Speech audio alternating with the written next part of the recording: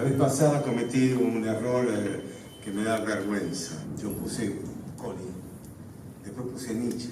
Escribí mal Nietzsche. Y está grabado. Le falta una S. Le faltaba una S y nadie se dio cuenta. Y no me quisieron hacer pasar vergüenza. Muchas gracias. No voy a escribir otra vez.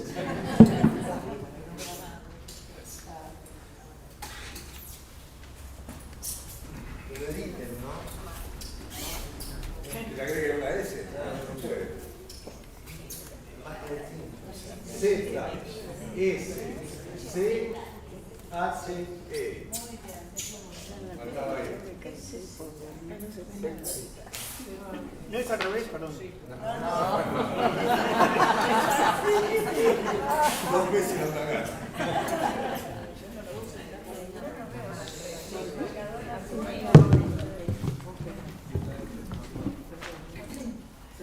Bueno, Nietzsche aproximadamente en 1860 y algo, ¿no? Ya está consolidando su formación académica. Está un poco en la ciudad de Leipzig y en alguna otra ciudad alemana. Les quiero decir que yo no soy un tipo de erudito que sabe los detalles. De repente no es Leipzig y está al lado, pero creo que era Leipzig, ¿no? Y, ¿era Leipzig? Bien. Entonces, alrededor de 1860, lo que Nietzsche está estudiando, en donde se va a doctorar, es en filología. La filología es una disciplina que en esta época en la que Nietzsche la va a elegir como carrera universitaria es una disciplina, digamos, dominante en el área cultural, es decir, están puestas ahí muchas energías universitarias y académicas, como para compararlo, como hubiéramos dicho en nuestros tiempos modernos de hace 3-4 décadas, fue la lingüística, ¿no? Es decir, como una especie de líder del área de las ciencias sociales. La filología tenía mucha importancia. Esto empieza ya años antes. Hay un nombre que se cita siempre, que es muy importante para el inicio de los estudios filológicos, que es el de Winckelmann. No es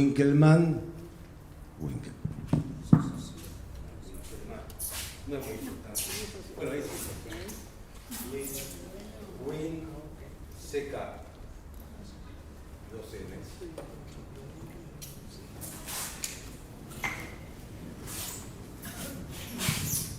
Así como Winckelmann también estaba Lessing, con 2 S y G final. Es decir, son los que, un poco los fundadores de la disciplina. ¿De qué trata la filología? Se trata de una disciplina dedicada a los estudios de la cultura clásica y fundamentalmente, si no exclusivamente, la griega. Entonces, se acercan a la cultura griega. ¿De qué modo? De 2 modos distintos.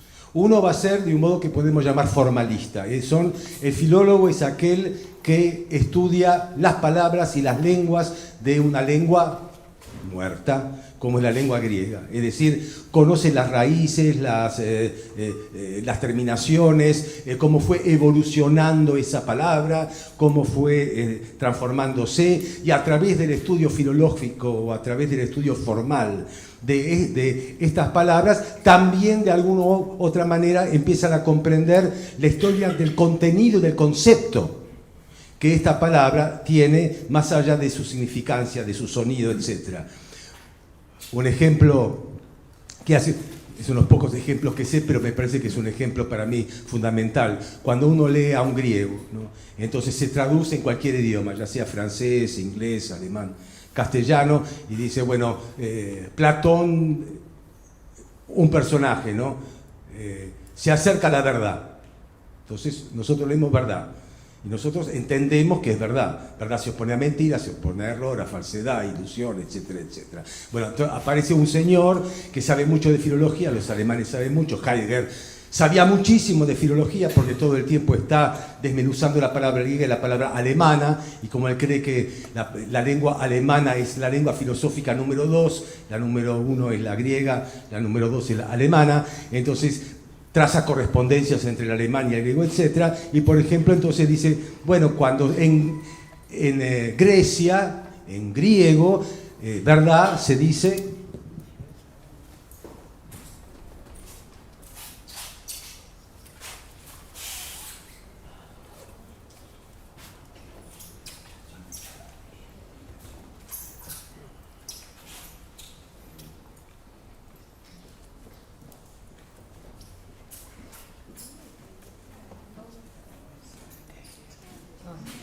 Aletheia.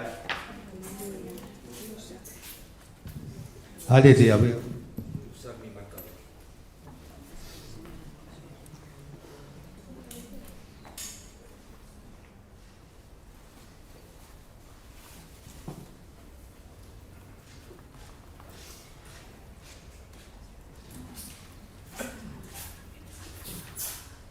A-L-E-T-H-E-I-A. Entonces, Heidegger dice, esta es una palabra compuesta, es A, que es un privativo, y si nosotros lo queremos traducir literalmente, lo traducimos por desolvidar, no recordar, desolvidar. Literal. Leté es olvido. El río Leteo era porque pasaban las almas con Caronte y todo eso, las almas de las que hablaba Platón, y que el alma olvida todo de su encarnación anterior. Entonces cuando llega y se reencarna en un nuevo ser humano, en un nuevo individuo, tiene un alma que no recuerda nada.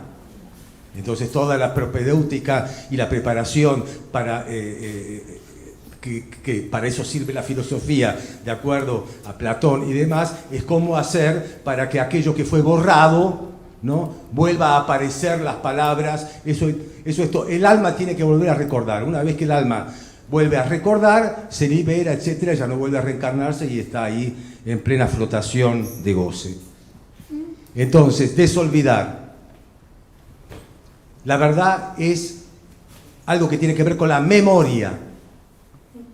Porque la memoria es el modelo o el paradigma de la verdad entre los griegos. Pero cuando nosotros traducimos verdad, no aparece nada de esto.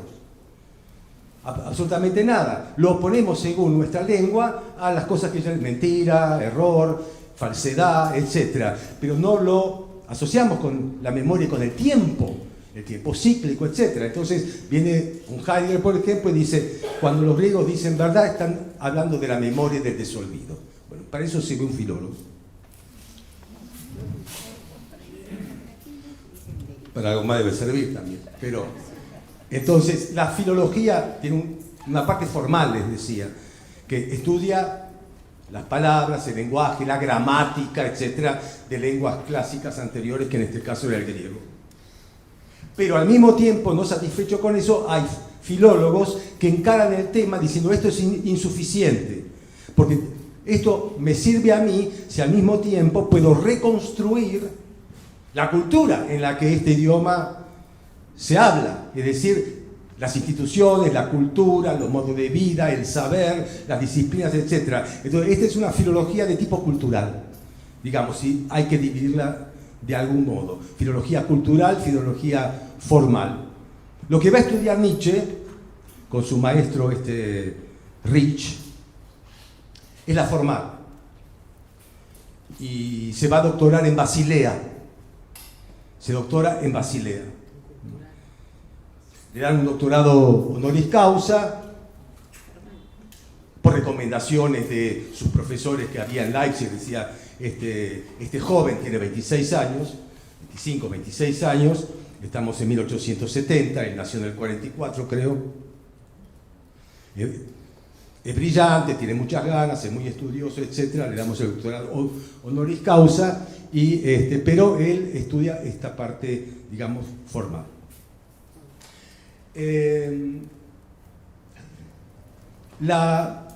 el paisaje de la filosofía alemana, en esta época de la que estamos hablando, en 1870, el paisaje de la filosofía alemana, porque Nietzsche, es necesario decirlo, porque Nietzsche permanentemente habla con valores culturales. Iba a hablar de la filosofía alemana, iba a hablar del cristianismo, por supuesto, del judaísmo, del budismo, del liberalismo, del socialismo, del germanismo, etc.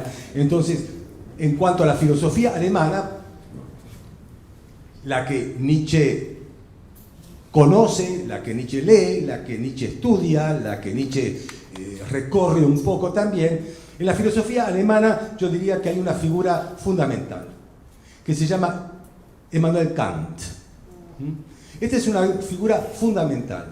Kant, el filósofo crítico, el que escribió la crítica de la razón pura, la crítica de la razón práctica, la crítica del juicio. Kant es importantísimo en la historia de la filosofía. Y en la importancia que tiene Kant, cuando yo, la mayor parte de mi vida filosófica, al modo, uno de los modos era, Kant era una cosa y Nietzsche era otra cosa. Sí. Kant era lo riguroso, lógico, formal, analítico, conceptual, árido, seco, etc.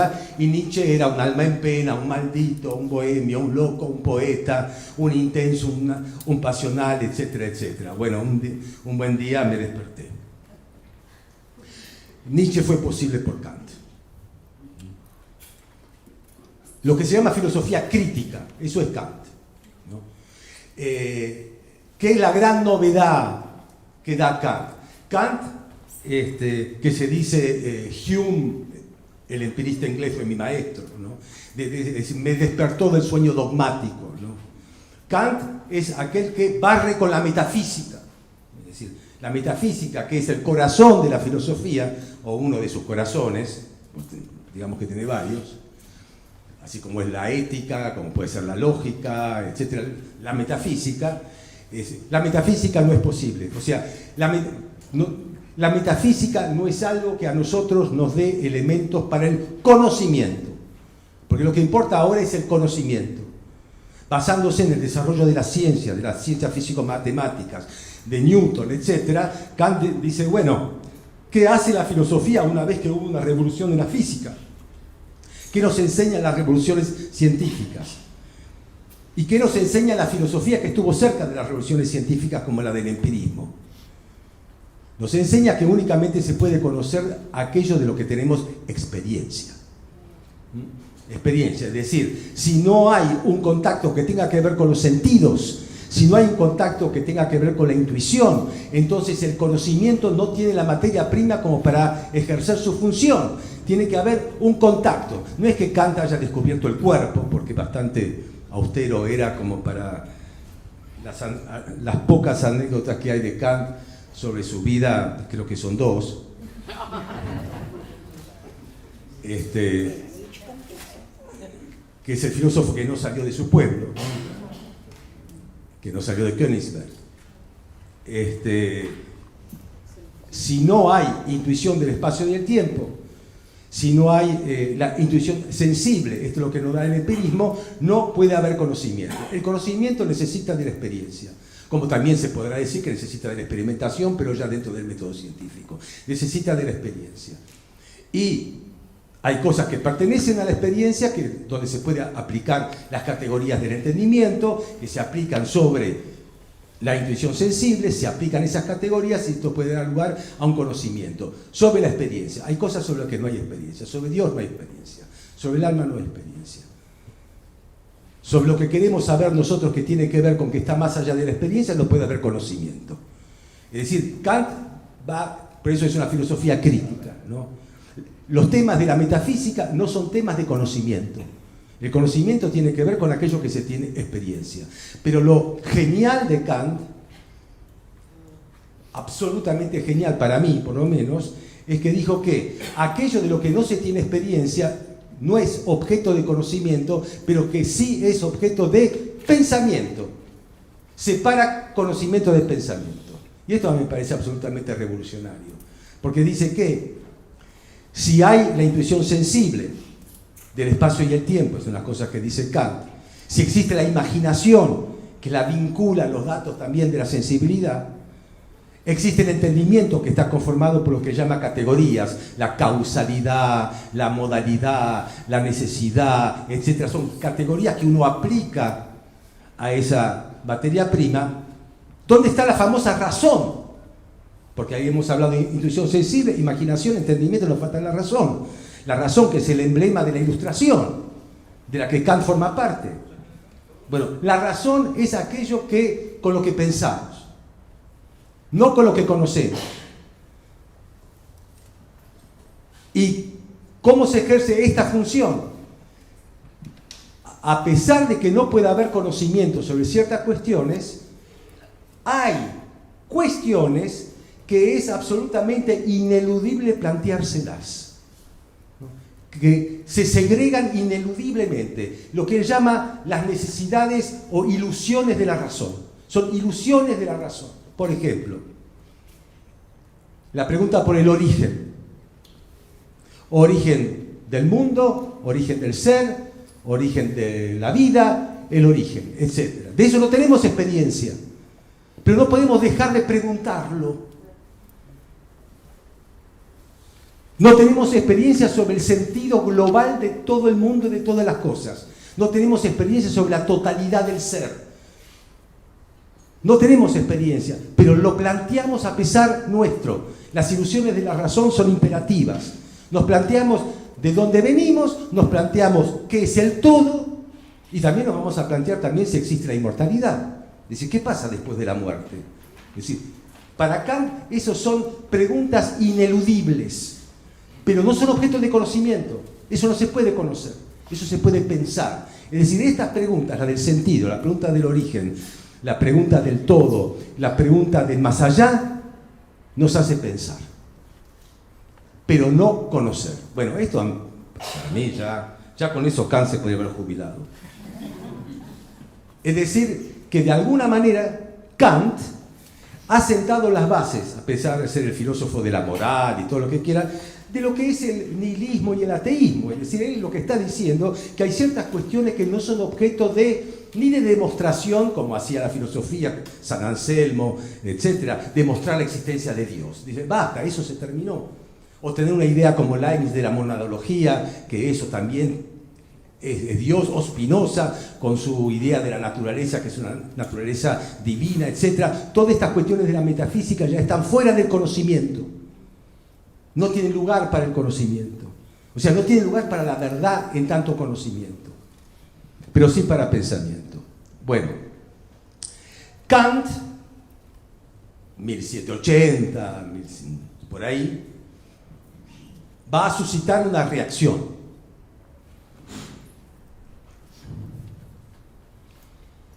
Y fundamentalmente,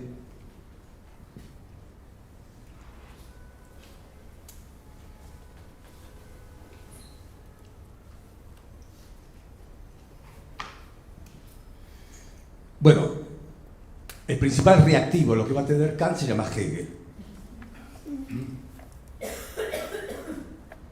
Hegel tiene como interlocutor la importancia de la filosofía crítica, en donde él va a decir que Kant lo único que hace es separar para después articular, separar para después llegar a conectar. Pero toda su filosofía crítica es una filosofía de tipo analítico.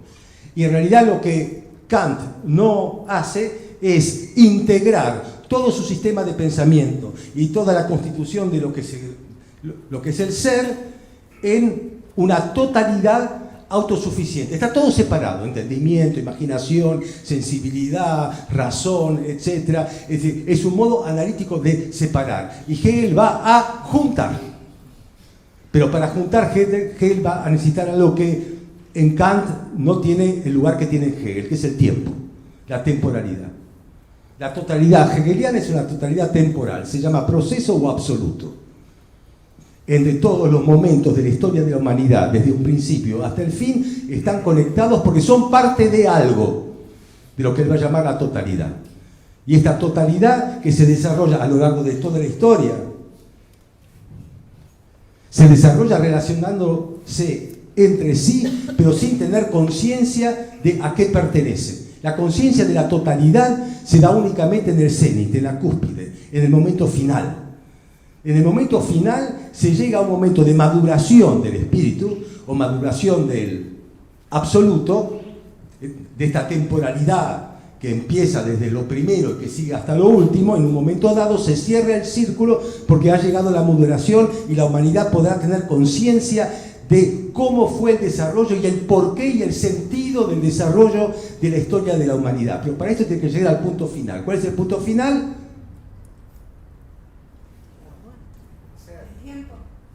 No, el punto final, ¿cuál es el nombre del punto final? No, Hegel. Perdieron el auto. Hegel. Es decir, hemos llegado al tiempo, dirá Hegel, en 1800, 1805, 1810, este es el tiempo en que el espíritu se reconcilia consigo mismo y la filosofía podrá ser finalmente verdaderamente especulativa, es decir, especular, de espejo. Dice que lo racional es real y lo real es racional, es decir, que las cosas ya se muestran tal como son para el pensamiento especulativo, que es la coronación de cualquier otro tipo de pensamiento. Y en el plano político esto se reencarna en la figura de Napoleón. O sea, Napoleón es la figura. Es decir, cuando pasa Napoleón, cuando bombardean Jena y Weimar y bombardean y Napoleón entra con las tropas francesas humillando y derrotando a los alemanes, Hegel dirá esta famosa frase, no sé quién escuchó o la escribió seguramente: pasa el espíritu a caballo. Era Napoleón. Con Napoleón los valores de la Ilustración, los valores de la Revolución Francesa son planetarios. El imperio napoleónico es el imperio civilizatorio de los valores de la Ilustración, planetario. Se llegó a la madurez. Hay un solo sistema, hay una sola historia, hay un solo pensamiento. Entonces, Hegel es una reacción contra el espíritu analítico y separador de un Kant de tipo relativista. Hegel es absoluto. La otra reacción a Kant va a ser la de los románticos.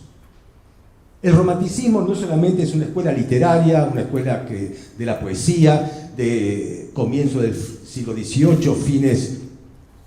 del siglo XIX, fines del XVIII.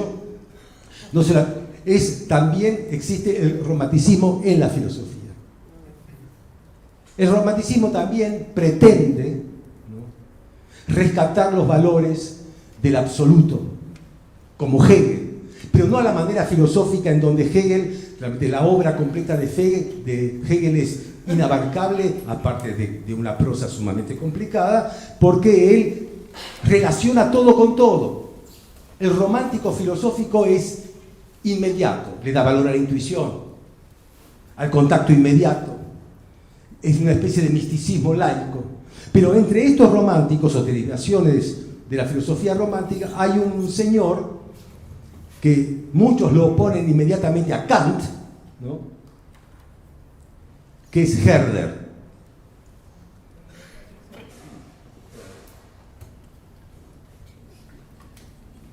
Con H ahí. Ustedes saben que Kant es el filósofo de la universalidad. Es el filósofo para el cual la moral es el imperativo categórico, es decir, moral es lo que es universal.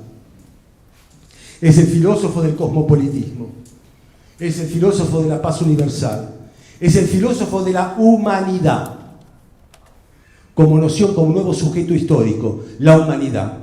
Pero no la humanidad que pertenece a un proceso absoluto, etc. La humanidad. Como va a ser también el tema de la humanidad en los 1800 y algo, es muy importante. Se habla de la humanidad, porque lo va a hablar Herder un poco antes, ¿no?, pero lo va a hablar también la otra tradición de los neo-hegelianos que después van a ser como el joven Marx, es decir, Feuerbach. Es decir, también van a hablar de humanidad, también van a hablar de especie, es decir, hay nuevos sujetos. Piensen que la profunda crisis de la religión cristiana, con la decapitación del rey Luis XVI en la Revolución Francesa, con la confiscación de las tierras de la Iglesia, con la caída de la monarquía, la Revolución Francesa, etc., el universo teocrático, teológico, religioso está muy, muy dañado de una vez para siempre. Entonces surgen nuevos sujetos espirituales para ocupar ese lugar en donde hay un Dios del que mejor no hablamos mucho, porque ya no es muy claro quién lo representa. En todo caso, no necesariamente se es ateo, como Marx, el opio del pueblo, o como Feuerbach, que va a decir, el ateísmo sano es aquel cuando nos demos cuenta nosotros, nos vamos a dar cuenta, lo dice en la esencia del cristianismo, que nosotros hemos inventado a Dios. Es decir, todo aquello que decimos de Dios es la humanidad. Todos los atributos de perfección, todos los atributos que hemos creado un tótem en realidad, con nuestra esencia. Es decir, la palabra de un Feuerbach, como después va a ser la palabra del joven Marx también, de los jóvenes hegelianos, es alienación. Es decir, hemos alienado, enajenado, hecho ajeno nuestros propios atributos. Hemos creado un fetiche y adoramos a ese fetiche. La desalienación significa que tenemos que recuperar la esencia humana para ser libres de todo despotismo. Tenemos que trabajar para recuperar eso. Tenemos que hacer una tarea educativa, pedagógica, crítica y filosófica para recuperar aquello que hemos mandado al cielo y que siempre estuvo en la tierra. La humanidad, también en Kant. El aporte de Herder va a ser que él va a precisar y criticar que si bien existe la humanidad no existe como un bloque. Existe en su lugar, su tiempo y su lengua. Es decir, que la humanidad es una diversidad, porque en esta humanidad está compuesta por pueblos y está compuesta por lenguas. Es decir, no podemos hablar de una abstracción total que no tuviera ninguna diversidad ni diferencia en sí, sino que es una pluralidad en donde cada uno de los sujetos que conforman la humanidad tiene su autonomía, tiene su característica, su rasgo, fundamentalmente su lengua, muy importante para Alemania, que tiene 300 principados sin ninguna unidad, ni cultural, ni política, etc. Empezar a hablar, ¿qué nos une? Que hablamos el mismo idioma, la importancia del folclore, la importancia de lo autóctono, etc. Herder va a introducir en el mundo de la universidad iluminista kantiana la diversidad de los pueblos. Va a hablar de pueblos. Esta es otra reacción que va a tener que ver con Nietzsche, porque Nietzsche va a hablar de Alemania. Y Nietzsche va a hablar de la cultura alemana. Y Nietzsche va a hablar de la germanidad. Y Nietzsche, en esta época de la que nosotros ahora estamos enganchados, que es la época de la primera obra de Nietzsche, El nacimiento de la tragedia, es la época en donde el que manda es Wagner.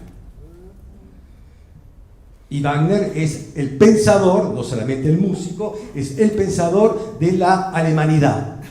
Es decir, crear una Alemania única sobre la base de una reforma cultural. A esta reforma cultural es la que se va a plegar Nietzsche. Entonces, Nietzsche estudia filología en el marco de este contexto filosófico en donde la figura de Kant es subvertida por la filosofía de Hegel, por el pensamiento de Herder, etc. Y Nietzsche estudia filología. Hay un filósofo que va a combatir a Hegel. Es decir, Hegel, entre paréntesis, la historia de la filosofía es la historia de un combate. Esto es así. Los filósofos no se siguen pasándose la antorcha, ¿no? Le dan la antorcha y quema al que se la dio. Este es un rasgo parricida de salud filosófica. Hay que quemar al que te la da para poder encenderla otra vez. Después te tocará el turno. Pero Hegel, que creó un sistema total del pensamiento, googleelo si no lo leyeron y demás y van a ver que Hegel habla de todo y lo relaciona todo. Una vez que uno entra al sistema hegeliano, no sale. Es decir, es muy peligroso. Es como un pulpo, es como un remolino. Yo lo cuento siempre y me canso de contarlo, a lo mejor se los conté años pasados, etc. Viste, como los viejos que hablan siempre lo mismo. Que cuando yo fui a estudiar a Francia, lo primero, a los 19 años, estudiaba con un profesor de filosofía, clases particulares, éramos 3, era el profesor y mi novia y yo, éramos discípulos de Althusser, la introducción a la fenomenología del espíritu, que tiene como subtítulo La ciencia de la experiencia de la conciencia. Bueno, esa introducción de 15 páginas, 3 años estuvimos, y no lo entendí, por supuesto, pues la filosofía no es para entender, la filosofía es para no entender. Y es así. Y esto voy a volver, porque es el último descubrimiento filosófico que hice. Por eso era tan difícil la vez pasada Colli, porque no les podía decir, no les podía develar el misterio de la inquietud esa, de lo que habla Colli. Pero eso no pasa solamente con Colli. Con Colli está un poco en carne viva. ¿Ustedes creen que yo entiendo a Nietzsche? ¿Ustedes creen que yo puedo decir, bueno, como un curso de física o de semiótica? Esto no existe con la filosofía. La filosofía es para otra cosa, la filosofía es para pensar. Y se piensa cuando no se entiende. ¿Se entiende? Se piensa cuando no se entiende. Si no, ¿para qué vamos a pensar? Basta con saber. Basta con creer. Muchas gracias en nombre de Colli. Basta creer, basta saber. ¿Cuándo pensamos? Cuando hay un obstáculo que nos impide seguir como tal. Cuando no nos sirve lo que sabemos. Entonces pensamos. Bueno, la filosofía es el arte del pensamiento, o sea, sobre lo que no se sabe. Entonces, ahora me perdí.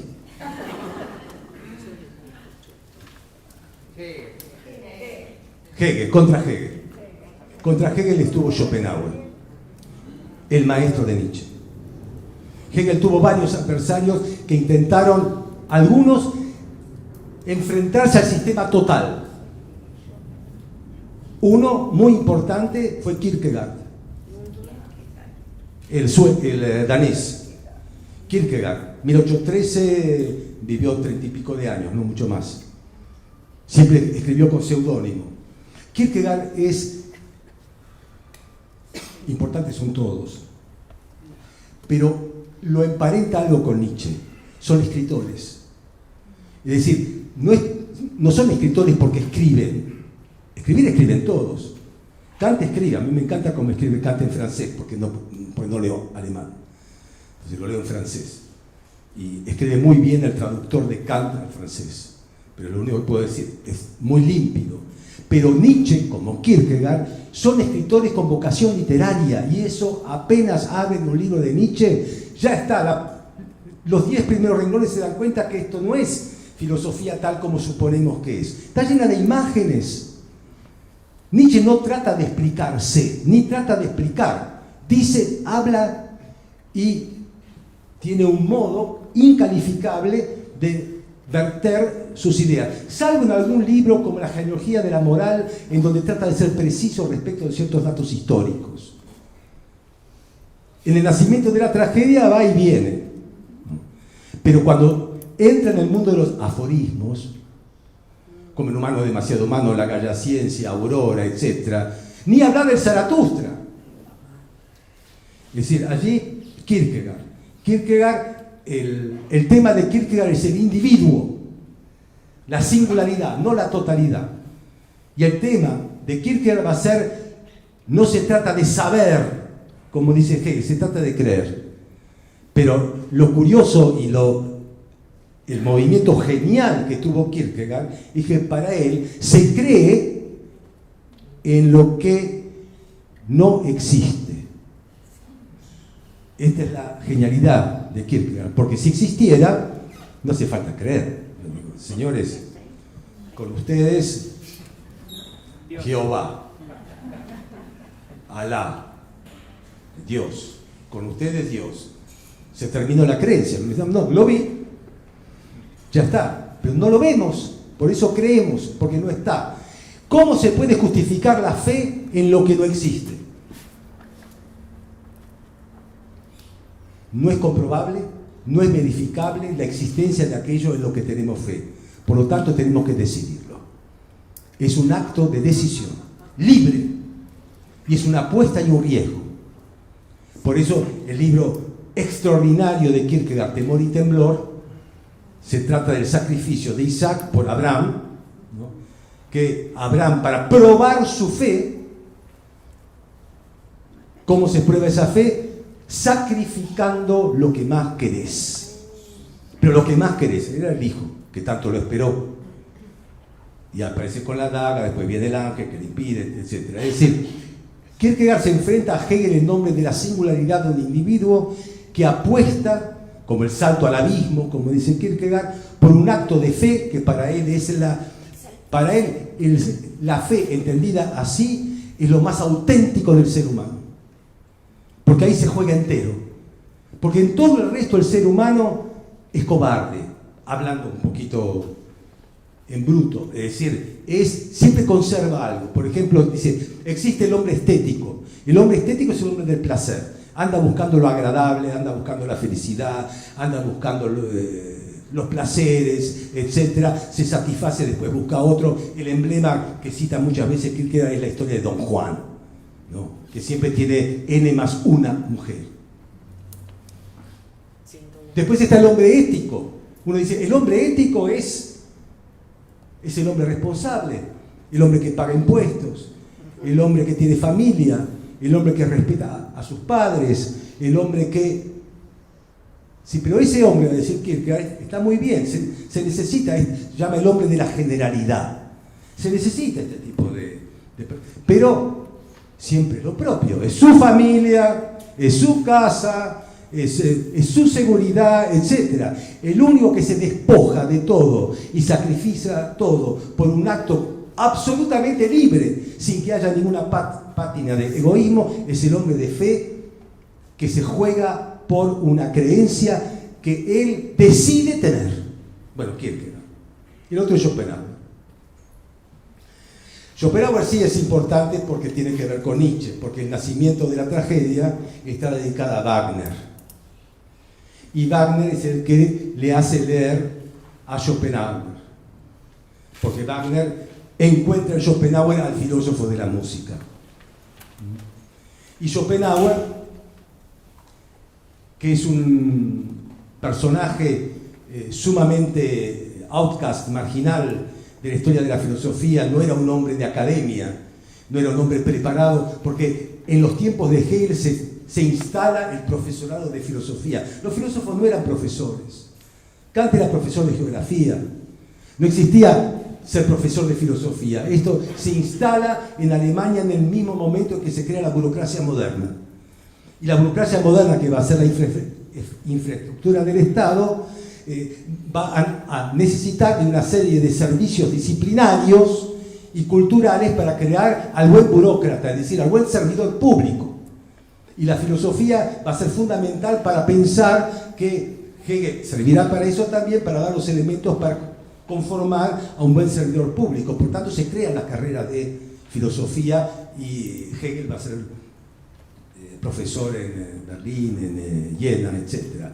Schopenhauer, por algún motivo, entra a una universidad, creo que de Berlín, y da un curso. Schopenhauer era muy joven, porque cuando escribió su obra fundamental, El mundo como voluntad y representación, tenía 30 años. Y había heredado dinero de su padre, y con eso lo administró para hacer lo que quería. Y lo que él quería era escribir cuestiones de filosofía, para eso tenía, y mantener a su corista, que era otra cosa que hacía en Frankfurt. Tenía muy pocos amigos. Hay una frase absolutamente genial que siempre la digo de Schopenhauer. Saben que Schopenhauer tenía fama de pesimista, de misántropo, de amargo, hortiva. Bueno, tiene una frase: mejor solo que acompañado. ¿No es genial? Es absolutamente genial. Genial.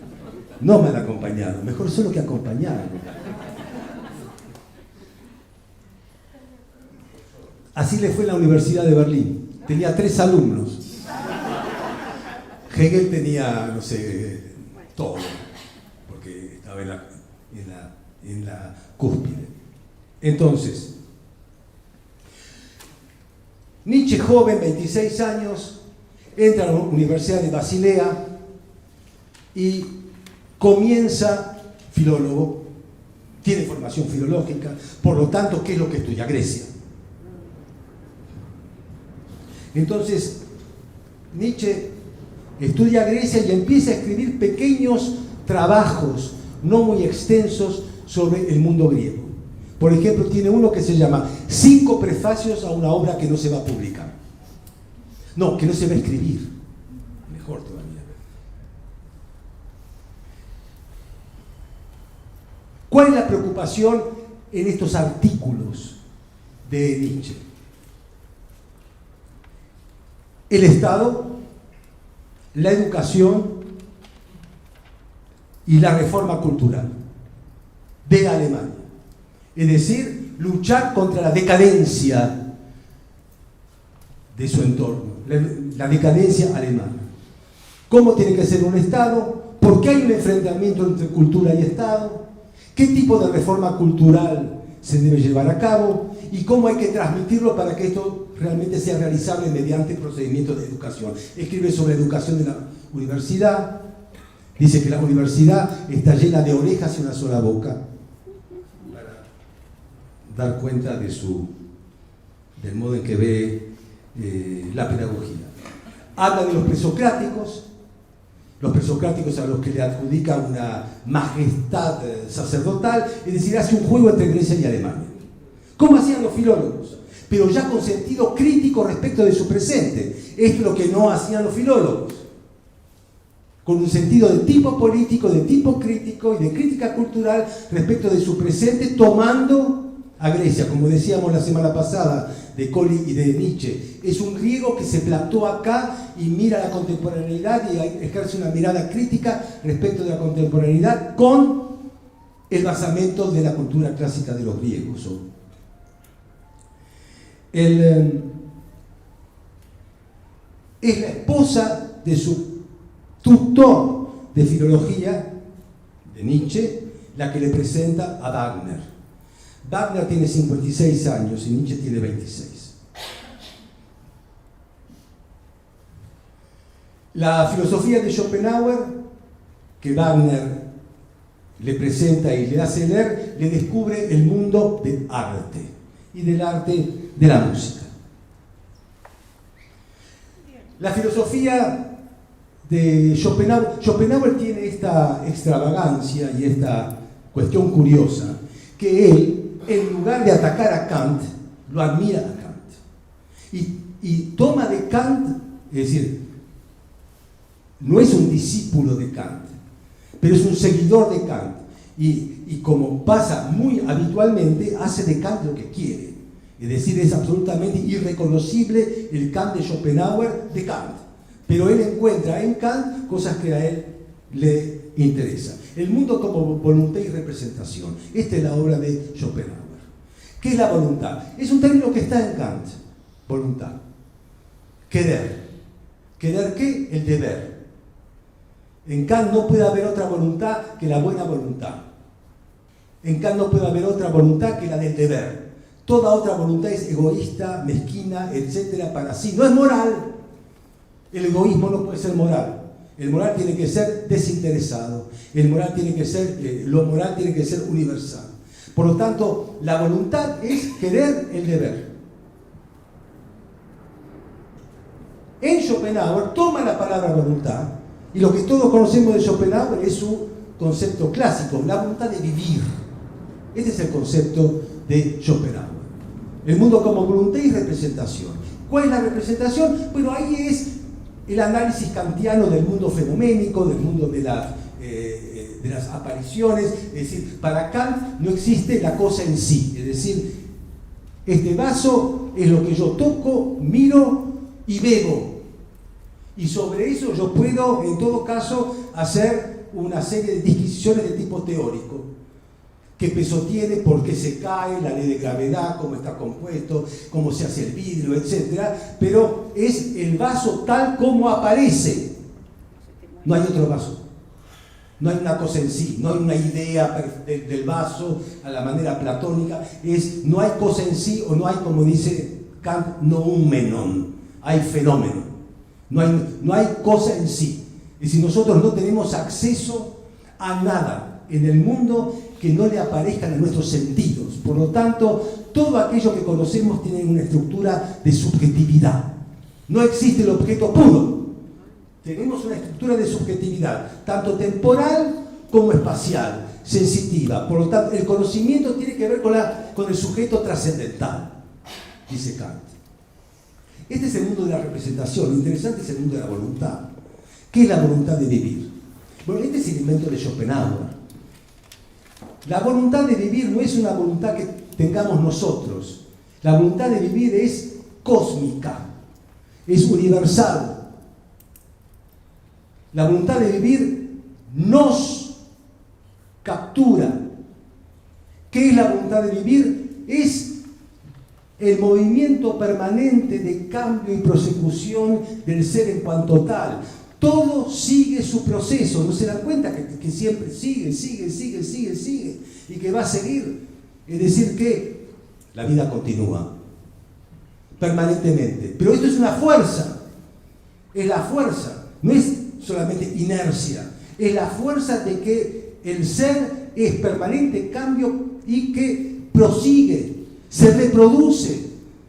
No se trata de hablar de la muerte o no de la muerte, porque la muerte no tiene ninguna importancia porque después nace y nace y nace y nace. Esta es la voluntad de vivir. Y la prueba, para Schopenhauer, que entró por ese lado, es la reproducción sexual. Dice, ¿por qué? Este asunto de la especie.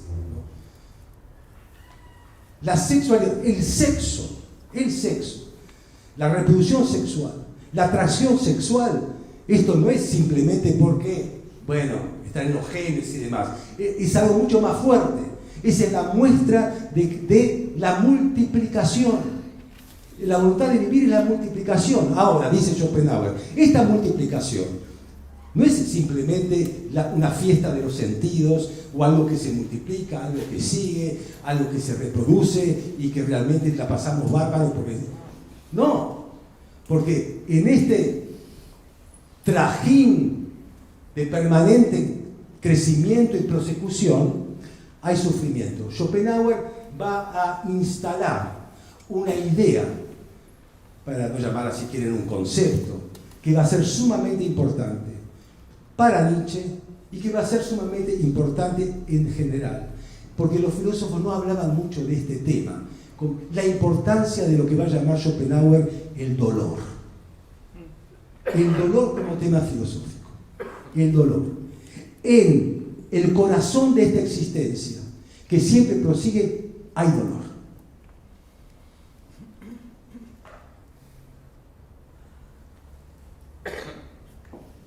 Frente al dolor, la historia de la filosofía lo pensó mucho. Nosotros vamos a tener una de nuestras reuniones con los estoicos.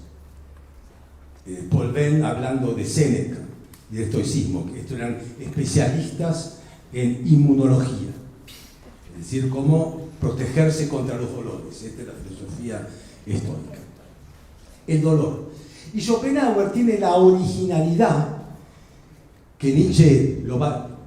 Porque Nietzsche, todo aquel que admiró, odió. Después, incluso a sí mismo. Una de las grandes características de Nietzsche, quizás una de las principales, es una frase que dice, no sé si en el Zaratustra o en algún lugar, dice, voy a defender con todo lo que yo pueda, no mi derecho a opinar, mi derecho a cambiar de opinión. Nietzsche es el filósofo que pensó contra sí. Cada obra de Nietzsche desdice la anterior. La que sigue al nacimiento de la tragedia es humano, demasiado humano. Es una crítica al nacimiento de la tragedia. La genealogía de la moral es una crítica a humano, demasiado humano, a la galla ciencia, etcétera, etcétera. Pero demueve. Porque eso es pensar. Se piensa, hay dos tipos de pensadores, va a decir Gilles Deleuze, los edificantes y los sísmicos. Bueno, Nietzsche es sísmico. Schopenhauer. La originalidad, otra que tiene, es que es una rareza en el pensamiento filosófico occidental. Le tiró una soga a Oriente. Se interesó por el hinduismo, se interesó por el budismo, desde Frankfurt, con su corista, con su salchicha, con su chucrú, con su misantropía, odiando a los vecinos y todo lo que ustedes quieran. El budismo, el hinduismo, lo atrae. ¿Por qué? Porque dice que ellos hablaron del dolor. Buda habló del dolor. La rueda de la reencarnación. Alivio, dolor, alivio, dolor, alivio, dolor, alivio, dolor, sin parar. Es decir, la fuente del deseo es algo que nos daña y al mismo tiempo es inevitable. Estamos en esa rueda, la rueda de Buda. ¿Cómo salir de la rueda? Esto le interesa mucho a Schopenhauer. Y ve que va a llamar estado de nirvana, como llaman los orientales, al estado donde esta rueda dejó de girar. Y por lo tanto se está en lo que podemos llamar la paz o lo que fuere. En donde ya no te atrapa la rueda que te va a hacer girar por siempre lo mismo aunque parezca diferente. Pero va a decir Schopenhauer que nosotros no somos budistas, no somos hinduistas, no vivimos en Oriente, no llegamos al nirvana a través de años y años de disciplina de yoga o de lo que fuere. De alguna manera no podemos salir de la rueda, pero de lo que sí puede llegar a acontecer y a suceder es que la rueda que gira todo el tiempo se detenga a veces un instante, un pequeño instante, y que nosotros tengamos una percepción fugaz, transitoria, casi como una pequeña chispa de aquello de lo que hablan los orientales, que es este estado fuera de la rueda, pero es un momento mínimo, y esto lo vamos a lograr con el arte. El arte acá tiene una connotación metafísica, no es simplemente el hombre que pinta, dibuja, escribe, etc., sino que el arte es un vehículo por el cual nosotros podemos superarnos a nosotros mismos como carne de cañón del deseo. Por un momento muy pequeño, es como que nosotros estuviéramos en un museo, ¿no? Vemos cuadros, vemos 1, 2, 3, 4, 5, el otro. Yo soy especialista en correr por los museos. Me encanta la velocidad, pero en un momento dado nos quedamos un momento ante uno que nos detuvo, que los pies no siguen. Hay algo ahí. Ese momento él dice, eso, si lo multiplicamos, alguna idea, pero no podemos multiplicar porque después tenemos que salir. El arte. Y de las artes, el arte que tenga la mayor abstracción, la menor corporeidad, es la música. La música es el vehículo más importante, el mejor como para llegar a ese momento. Por supuesto que Wagner dijo, este es mi pollo. Wagner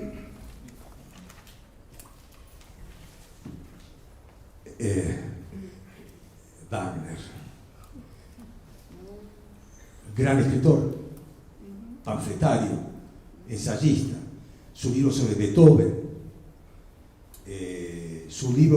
participó de la revolución de 1848, que fueron las barricadas populares contra la restauración que hubo en Francia. Tenía un espíritu anarquista, combativo, y tenía ideas revolucionarias, pero no de una revolución como otros que estaba Bakunin o después Marx, etc. Él va profundizando en una idea de una reforma, de una revolución que va a tener sus características propias y que va a tratar de pensar en las raíces de su cultura. ¿Se acuerdan de Herder?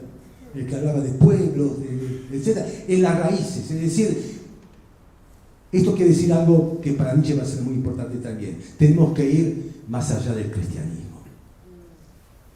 Tenemos que ir, sería más acá del cristianismo, antes del cristianismo, por encima del cristianismo. La enfermedad de Occidente se llama cristianismo y se llama socratismo. Son dos, Jesús y Sócrates. Estos son los dos personajes históricos contra los cuales Nietzsche no va a dejar de pelear tampoco, porque se les parece bastante. Pero para Schopenhauer, pero para Wagner, las raíces. Por eso va a hablar de los mitos, por eso va a hablar de Sigfrido, por eso va a ir a lo teutónico, es decir, nosotros necesitamos crear nuestra propia mitología. No dice religión exactamente. Necesitamos descristianizarnos, que nos hizo miserables, piadosos, compasivos, débiles, rastreros, falsos altruistas. Necesitamos una cultura de la fuerza, del vigor, de la virilidad, que nos enorgullezca. El hombre tiene que superarse a sí mismo. Nietzsche escuchaba.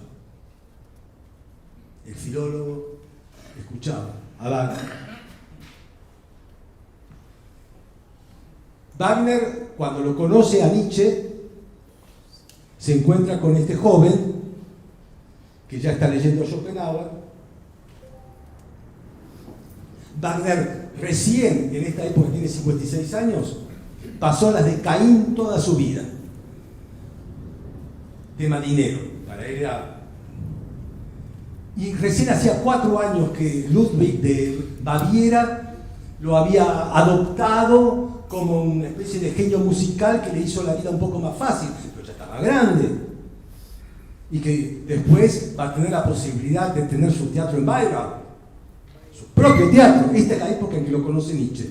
Un Wagner que ya está subiendo, que está componiendo, que está mirando y que tiene respaldo. Y que tiene una mujer que se llama Cosima, que está casada, no con Wagner. Es Cosima, la hija de Franz Liszt. Es decir, acá tenemos un universo, ¿no?, como Woodstock, lleno de música. Franz Liszt, Wagner. Y Nietzsche, ¿qué quiere ser músico? Él estudia filología, pero él quiere ser músico. Yo escuché, había un CD, no sé dónde lo tengo, de las composiciones de Nietzsche.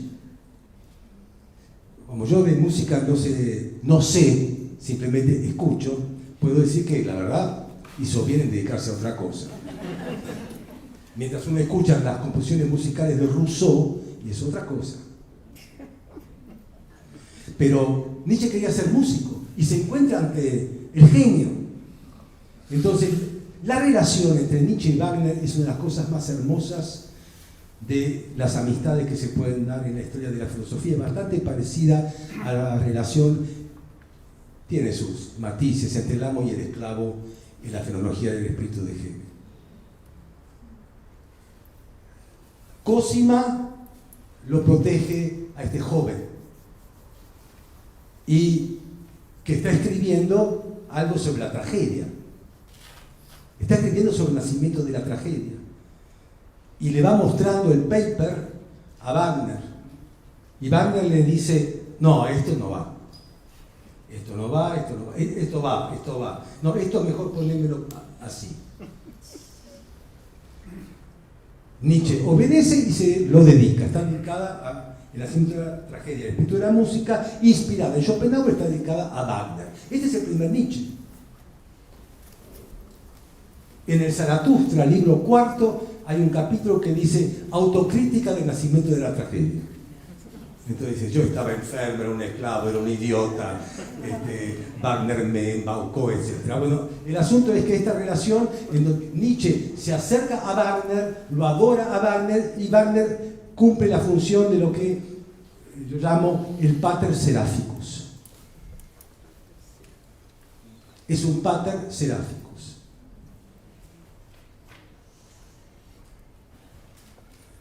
Freud decía decía que a él se le ocurrió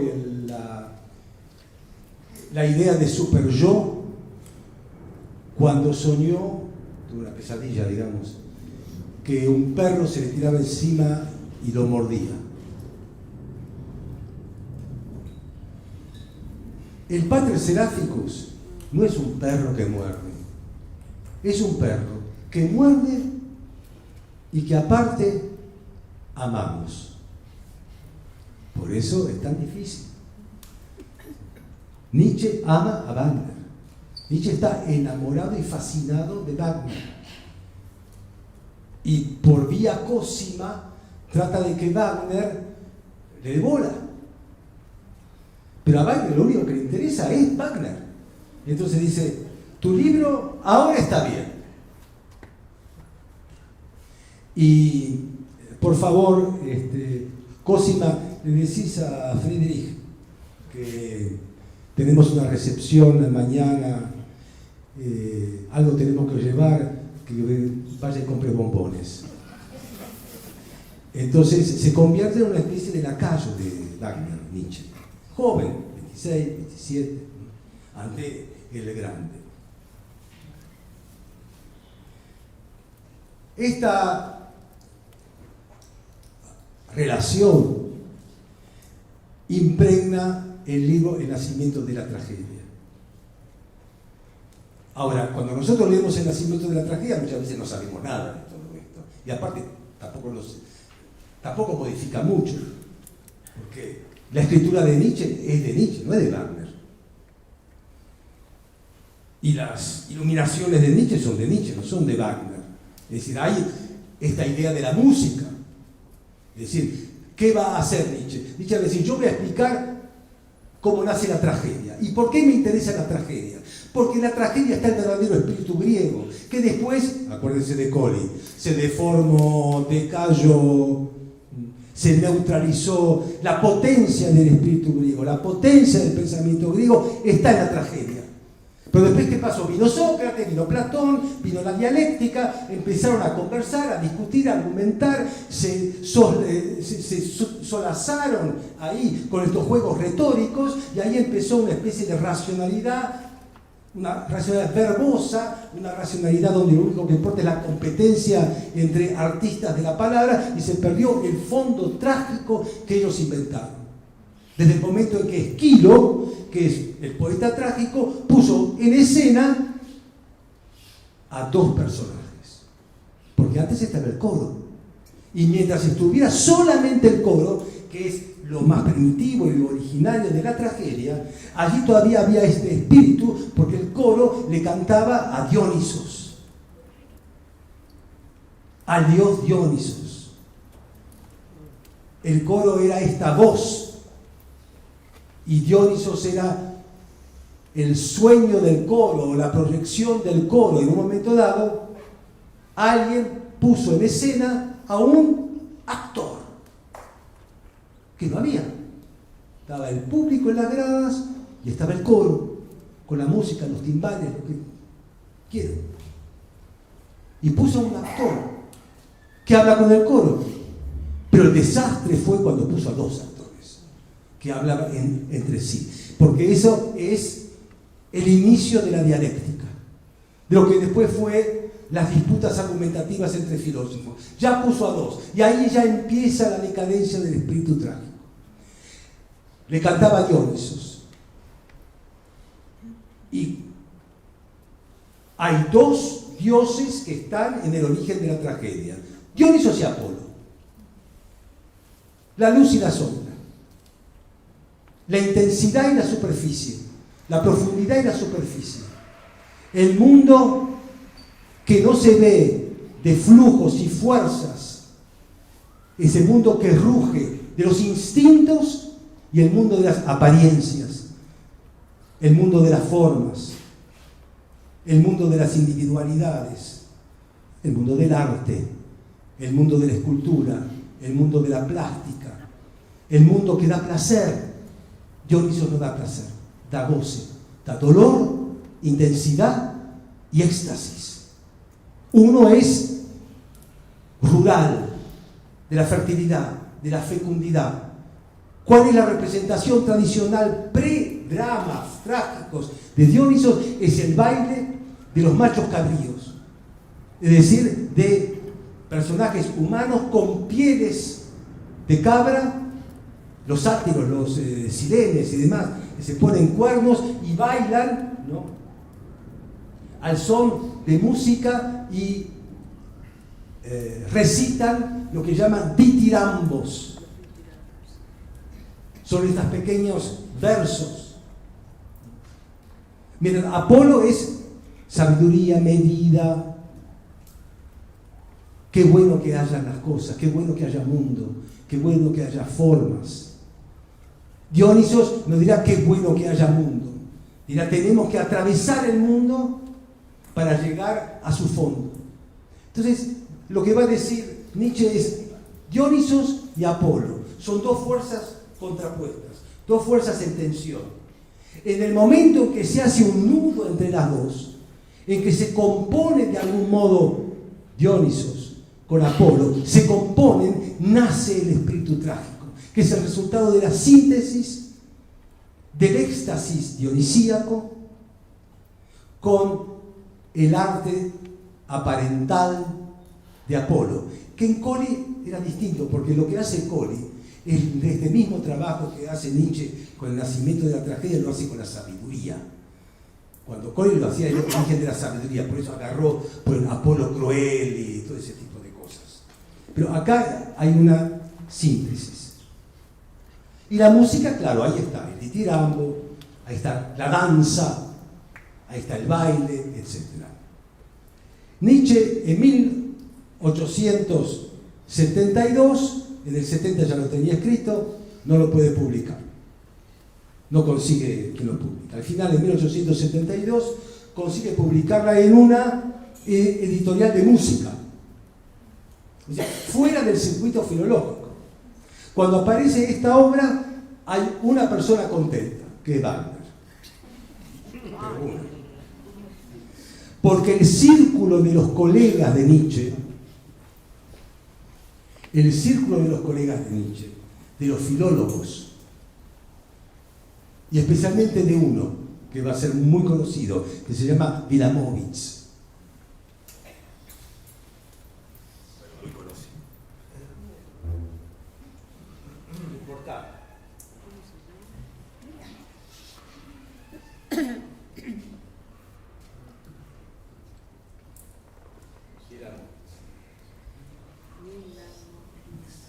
Wilamowitz fue compañero de Nietzsche, iban creo que al mismo liceo, después también estudió, no sé si en Leipzig, brillante filólogo, riguroso, tenía 22 años, si era 3-4 años menor que Nietzsche. Wilamowitz va a ser un poco el líder de la ofensiva de los filólogos contra esta obra de Nietzsche, que no es una obra de filología, es un delirio. ¿Qué quiere decir esto? Schopenhauer, Wagner, que el arte sea algo metafísico. ¿Qué tiene que ver eso con la tragedia griega? Nada. Para el que estudió filología, para el que sabe un poco de cultura griega, in situ, de cómo funcionaba la tragedia, de cómo funcionaba la poesía, el drama, etc., que sabe cultura griega, no tiene nada que ver con esto. ¿Qué es esto? ¿Qué es esta especie de cosa? Es una cosa. Entonces, aparecen los artículos de reseñas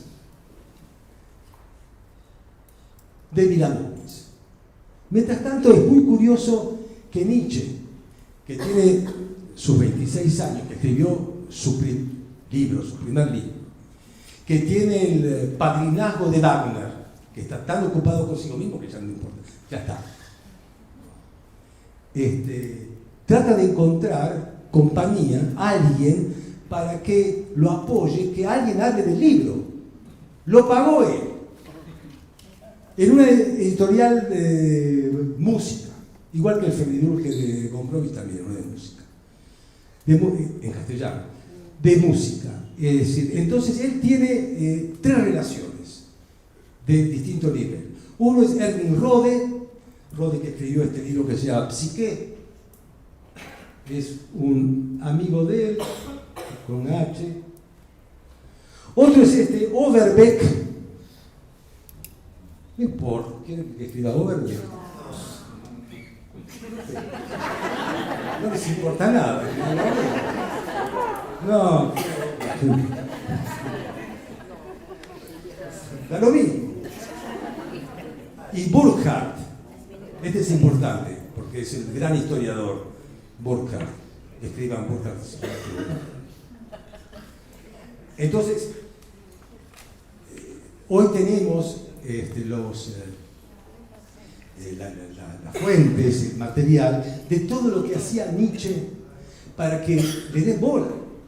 Lo llamaba Rode, mirá, en ese periódico, etcétera, ¿por qué no hablas con el secretario de redacción y me haces una reseña? Si querés yo te digo lo que tenés que escribir. Y no conseguía nada. Entonces, le pedía a Wagner, por favor, unas palabras suyas bastarían, etc. Lo sufrió al libro, lo sufrió.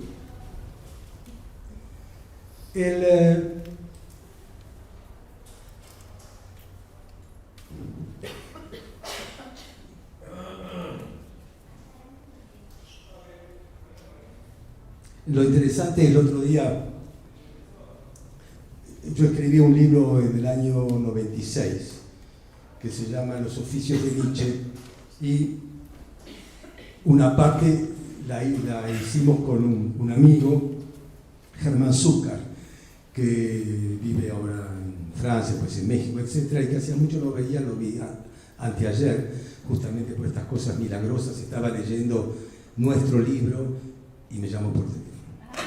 Y nos vimos y me trajo su nuevo trabajo sobre la discusión Pilamovich-Nietzsche, donde encontraron nuevos materiales. Yo no puedo creer que Pilamovich, que tenía 22 años, en 1872, que inició la guerra contra Nietzsche, siga escribiendo contra Nietzsche en 1924.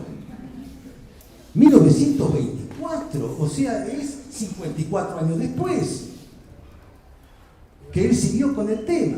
Nietzsche ya estaba tocando el arpa hace rato y sigue con el tema, que Nietzsche, que eso. Y lo más curioso de todo es que en algunas cuestiones reconoce en 1924 que está de acuerdo con Nietzsche. 50 años le llevó. El tema de la danza puede ser, el tema de la coreografía puede ser, el tema de los ditirambos puede ser, lo otro no estoy tan de acuerdo, qué sé yo, etcétera, etcétera. ¿Por qué yo llamé oficios? Porque me gustó la palabra como para designar algo que es propio de Nietzsche. Ubicarse en una perspectiva, eso llamó oficio, un ángulo de mira. Y desde ese ángulo de mira, desde ese vértice, desde esa bisectriz, meter su púa pensante y abandonarlo después a ese oficio. ¿Cuáles son los oficios de Nietzsche? Músico, quería ser. Filólogo. Psicólogo. Genealogista.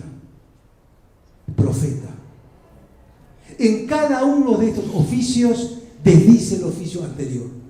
Nietzsche es el filósofo del abandono de los oficios, pensado en términos de perspectiva de pensamiento. Wagner, la época wagneriana, cómo demuele la época wagneriana. Él empieza a ver que en Wagner es una especie de bufón, un payaso de la alta burguesía y de la nobleza que va a escuchar sus óperas, todo emperifollados y demás, y él, como era un vanidoso y necesitaba que lo adulen, ve que en ese mundo del dinero, que era lo que le interesaba a Wagner, le decía a Nietzsche, hoy son números, todo es número.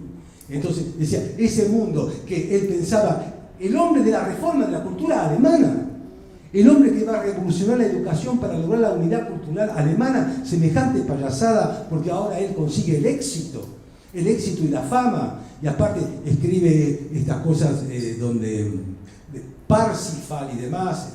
Una cosa era Tristán y Isolda, donde se escucha la disonancia, va a decir Nietzsche, la disonancia que se llama ser humano, el ser humano como algo disonante.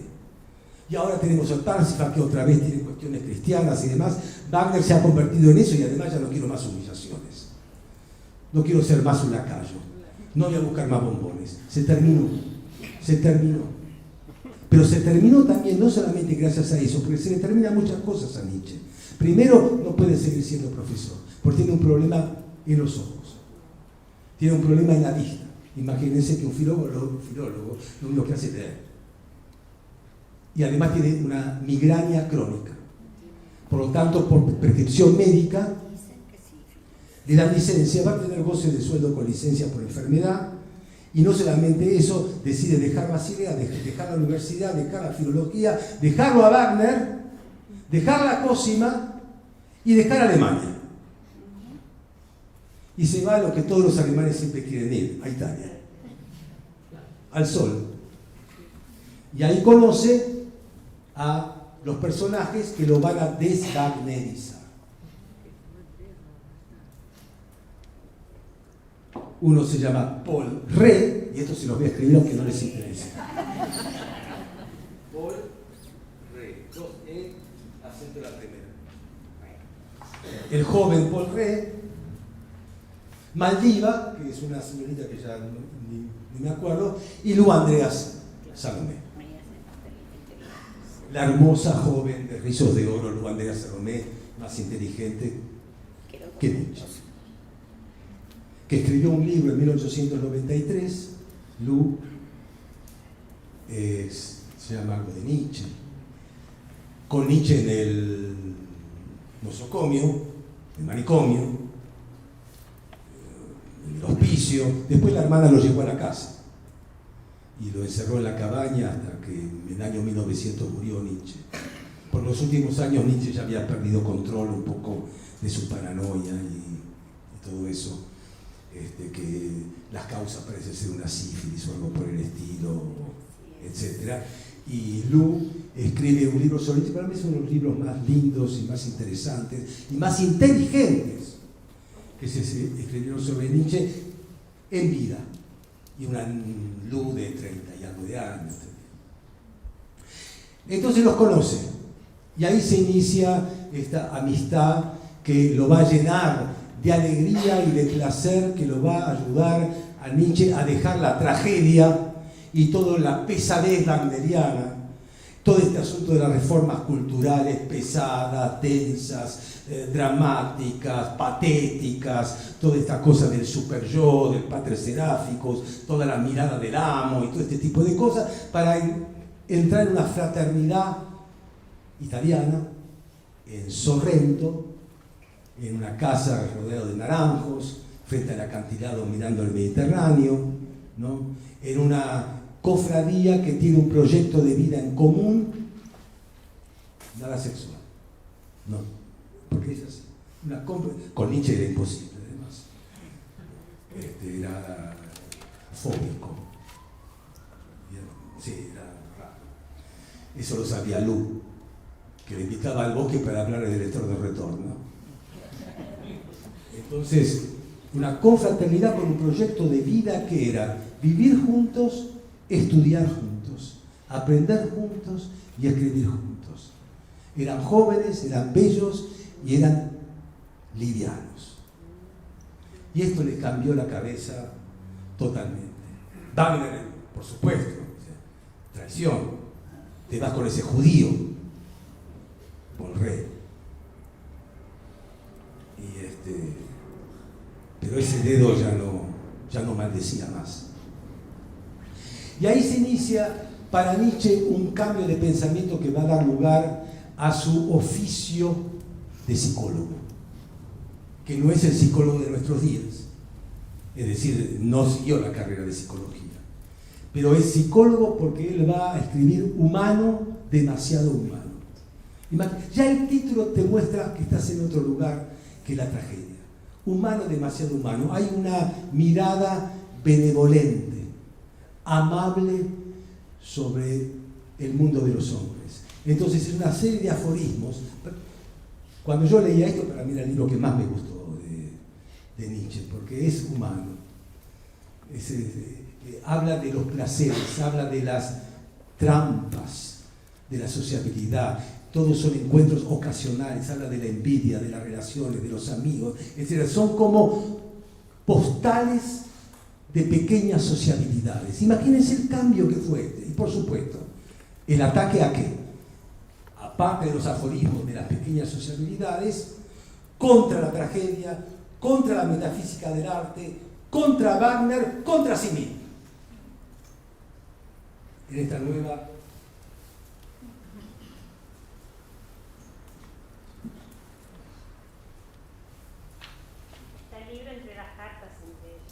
¿Cómo? El libro de las cartas. Hay cartas también. Claro que hay cartas. ¿Y qué cartas? Las de Nietzsche. Es decir, Nietzsche, si uno empieza a hablar de la vida de Nietzsche, es como que hay filósofos cuya vida es interesante y cuyos textos no son interesantes. Hay filósofos, la mayoría, cuyos textos son muy interesantes y la vida no.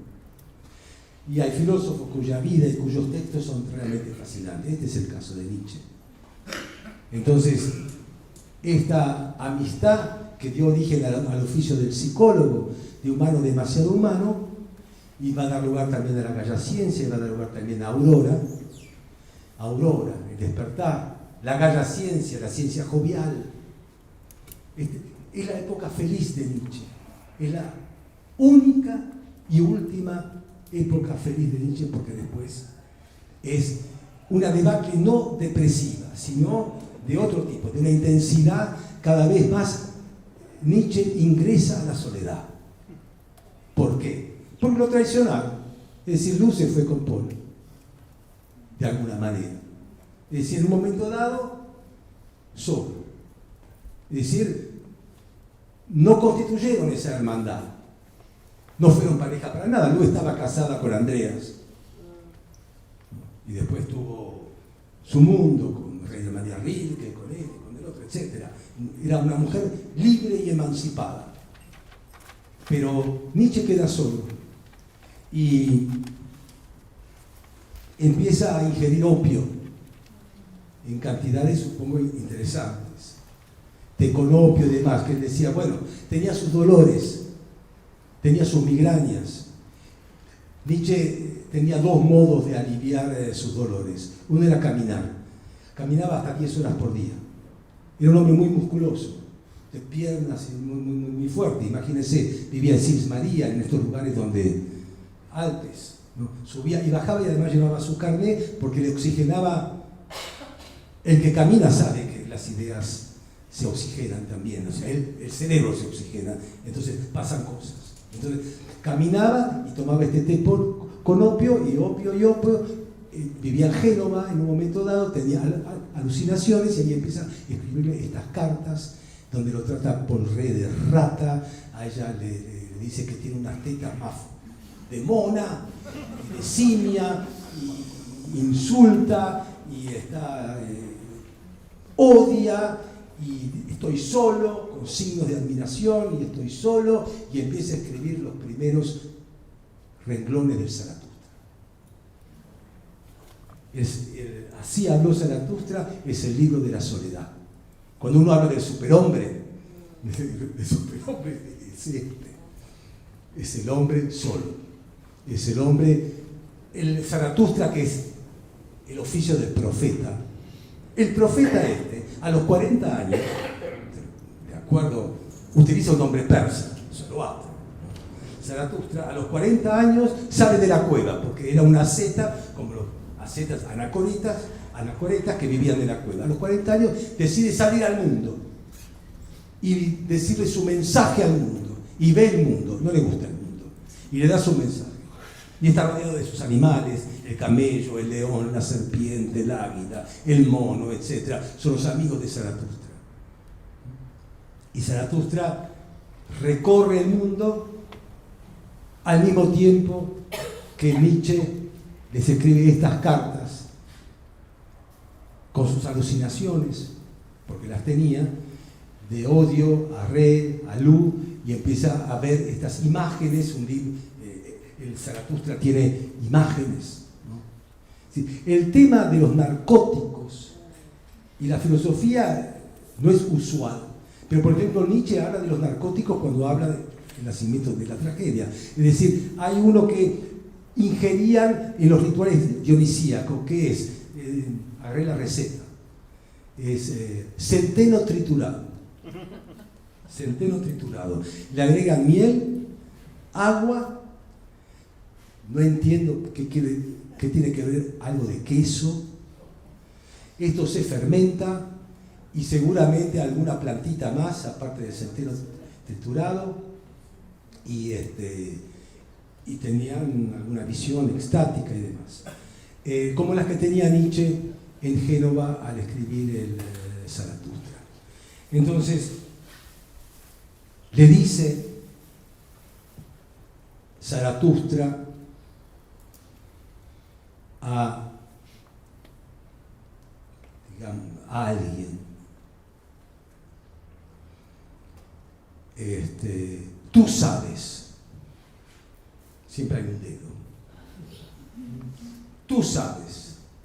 El hombre que encontró Zaratustra le dice, sí,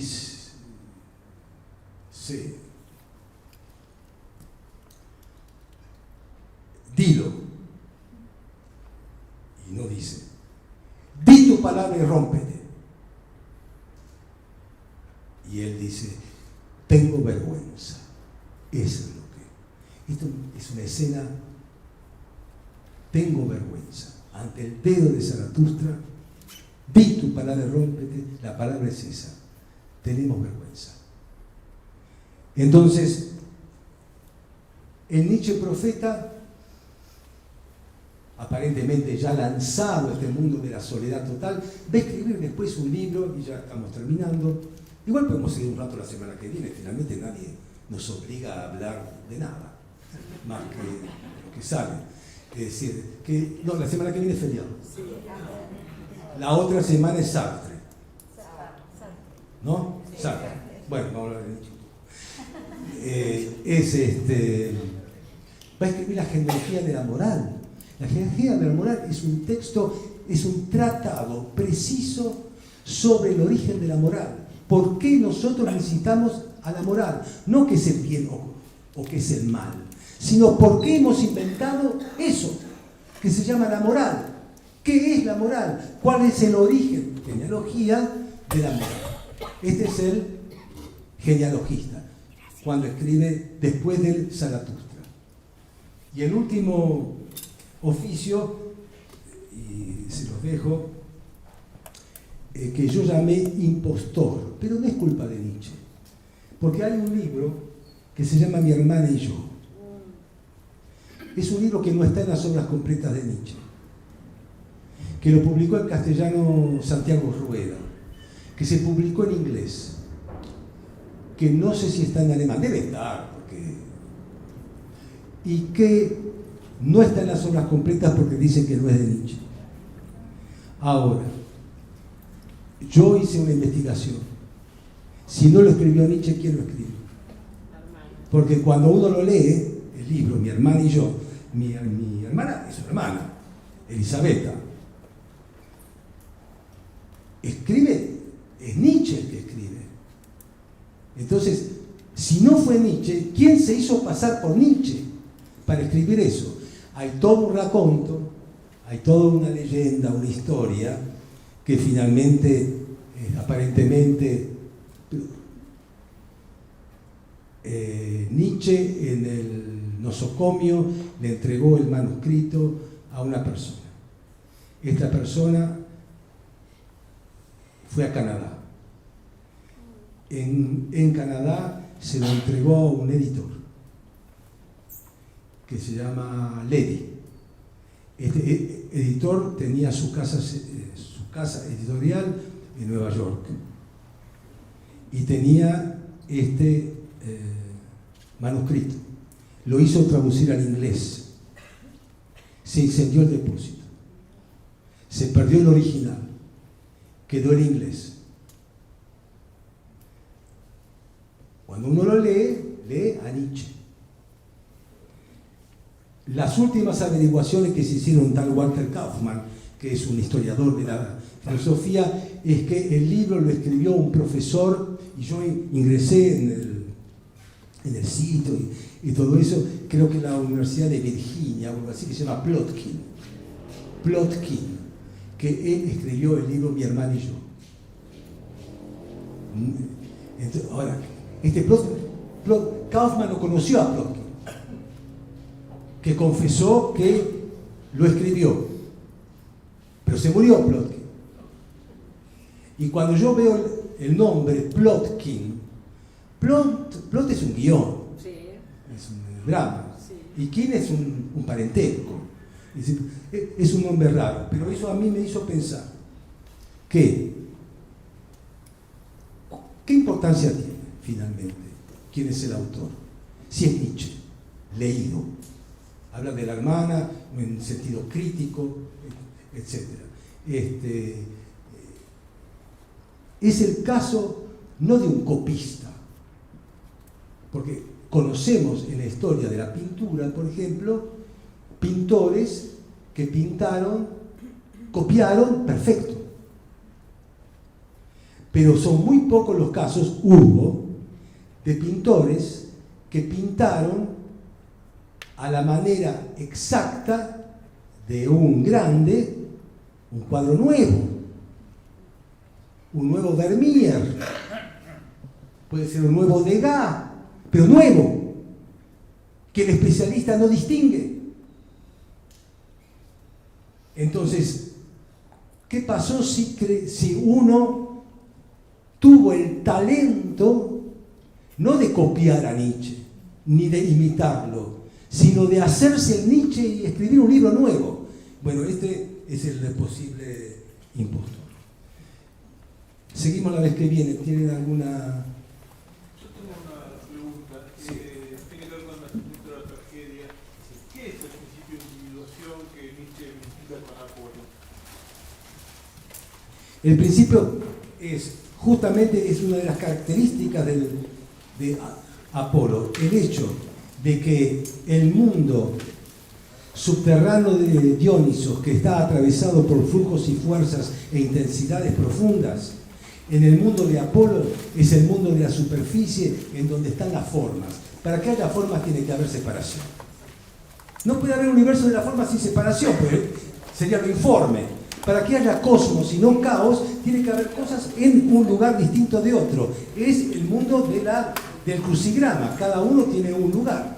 Es decir, el mundo de la individualidad o el mundo de la individuación. Después se podrá decir, a la manera trágica, que al mundo dionisíaco le duele la individuación. Es como parir, ¿no?, individuos, cuando el deseo es que vuelva al flujo original. Pero la individuación tiene que ver con el mundo de las diferencias.